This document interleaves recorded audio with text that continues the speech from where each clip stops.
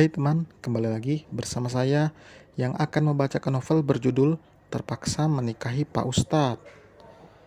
Saya ucapkan terima kasih dan saya doakan kepada semua teman-teman yang mendengar maupun membaca cerita ini agar diberikan kesehatan, yang sakit diberikan kesembuhan, yang memiliki kesulitan segera dilancarkan segera urusannya. Amin ya robbal alamin. Baiklah, langsung saja kita mulai. Bab 43. Tautan itu terlepas dengan nafas yang sama-sama memburu. Kening dan hidung mereka masih menempel sempurna. Tangan Syafiq yang berada di belakang kepala kini beralih melingkar di pinggang perempuan itu. Mas, mandi dulu, habis itu mau sholat di masjid. Kamu sendiri di sini nggak apa-apa? Tanya Syafiq. Alika mengangguk. Ia menunduk, masih saja malu-malu, padahal perempuan itu juga bisa bersikap agresif. Kecupan mendarat di pipi merona Alika sebelum Syafiq masuk ke dalam kamar mandi. Senyum tercetak jelas di wajah Alika. Perempuan itu langsung menjatuhkan tubuhnya di atas ranjang dan menutupi wajahnya yang merona dengan bantal. Syafiq selalu bisa membuat Alika menjadi salah tingkah seperti ini. Ih, kok gue masih deg-degan aja sih, gerutu Alika. Setelah bisa menenangkan perasaannya, Alika berganti pakaian. Ia merasa tidak nyaman jika dalam kamar masih menggunakan gamis panjang. Dress rumahan santai berwarna ungu yang terlihat sangat cocok dengan kulit putih mulus milik Alika. Rambutnya hanya diikat asal hingga membuat pinggirannya terlihat tidak rapi. Tapi itu sisi yang terlihat seksi menurut Syafiq. Buktinya lelaki itu berdiri di ambang pintu kamar mandi, menatap istrinya yang sedang berbalas pesan dengan teman-temannya. Syafiq menarik nafas dalam-dalam sambil beristighfar. Ia harus bisa menahan sesuatu yang bergejolak dalam dirinya. Lelaki normal mana yang tidak akan tergoda?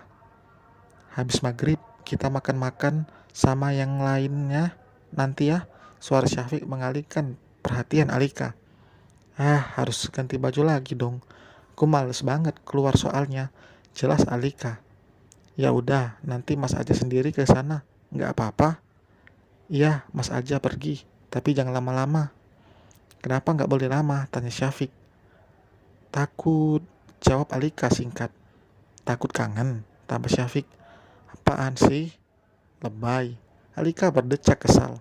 Oh gitu ya. Mendengar nada suara Syafiq yang berubah, membuat Alika melempar sembarangan ponselnya. Perempuan itu mendekat pada Syafiq yang berdiri di samping ranjang. Tangan Alika mengelus dada Syafiq dengan tatapan sensual. Ia mendekatkan wajahnya ke telinga Syafiq sambil berteriak, "Jangan kelamaan di sana ya, sayang." Syafiq menutup mata saat merasakan hembusan nafas hangat Alika yang menyapu telinga dan lehernya. Tidak tahukah Alika jika suaminya ini mati-matian menahan hasratnya? Syafiq menahan nafasnya. Ia mendorong pelan istrinya untuk menjauh, menatap Alika dengan mata sayu.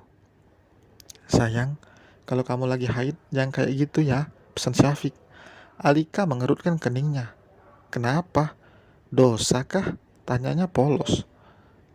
Enggak sama sekali, tapi kamu harus tahu situasinya. Mas tersiksa kalau kamu kayak gitu. Tersiksa kenapa? Alika benar-benar tidak mengerti. Syafiq tersenyum. Mas berangkat dulu ya. Assalamualaikum warahmatullahi wabarakatuh. Waalaikumsalam. Alika menatap punggung Syafiq yang menghilang di balik pintu. Ia terlihat tidak peduli dan kembali melanjutkan obrolannya di grup bersama kedua temannya.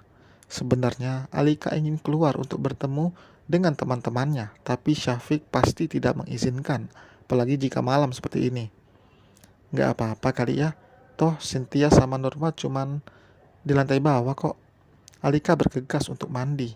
Saat sampai, ia memang belum sempat mandi, karena ia lebih dulu menemui Cynthia dan Norma. Hampir setengah jam Alika di kamar mandi. Ia langsung mengganti bajunya. Ia memperkirakan Syafiq akan kembali jam 8 karena tidak mungkin jika lelaki itu hanya sebentar berkumpul dengan teman-temannya. Saat ini baru saja pukul setengah 7. Alika memiliki waktu yang lumayan. Ia ingin jalan-jalan bersama kedua temannya. Ia juga butuh waktu bersama dengan mereka, karena menurut Alika, teman satu frekuensi itu benar-benar membuatnya nyaman dan betah berlama-lama ngobrol dengan mereka. Iya, gue ke bawah sekarang, ujar Alika pada Nurma yang menelponnya.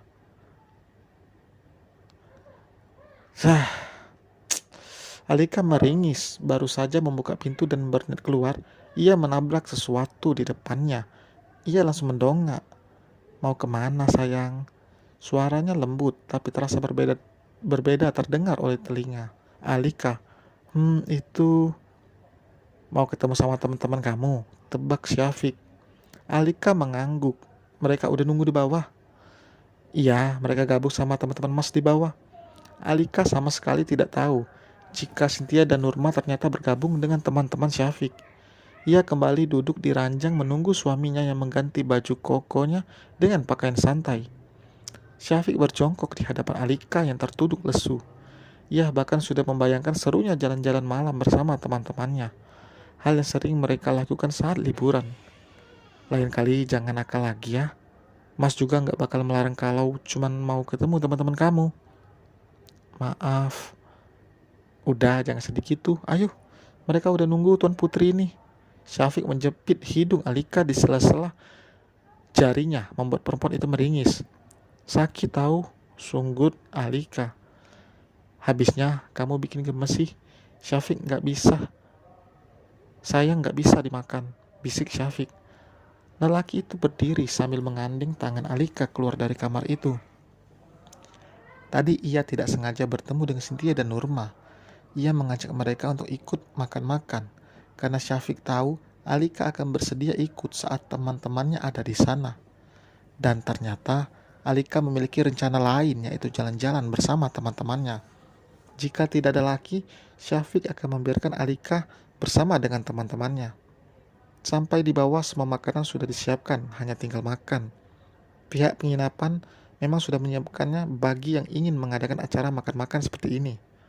Alika langsung menuju Cynthia dan Nurma, sedangkan Syafiq berkumpul dengan teman laki-lakinya.